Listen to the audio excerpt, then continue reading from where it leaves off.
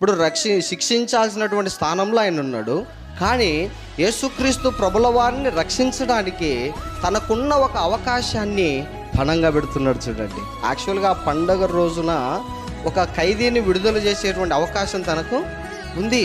ఆ అవకాశాన్ని ఎందుకు వాడుకోవాలి అనుకుంటున్నాడంటే, ఇదిగో ప్రభువును, ఇతడు నీతిమంతుడుగా నాకు కనబడుతున్నాడు, యథార్థవంతుడుగా నాకు కనబడుతున్నాడు, ఈ వ్యక్తిలో ఏ పాపము లేని వ్యక్తిగా నాకు కనబడుతున్నాడు గనక నాకున్న అవకాశాన్ని ఇదిగో ఈ యేసు లేదా క్రీస్తనబడినటువంటి యేసును నేను రక్షించాలి, విడుదల చేయాలి అనడానికి ప్రయత్నం చేస్తున్నాడు. ప్రేమైన దేవుని వర్లారా, మరి ఈరోజు నీ కుటుంబంలో మారని వాళ్ళు ఉంటారు కదా, నీ చుట్టుపక్కల మారని వాళ్ళు ఉంటారు కదా, నువ్వు పాపంలో పడిపోయి జీవించే వాళ్ళు నీకు తెలిసిన వాళ్ళు ఉంటారు కదా, మరి వాళ్ళను రక్షించడానికి నువ్వు దేన్ని పణంగా పెడుతున్నావు ఒకసారి ఆలోచించి.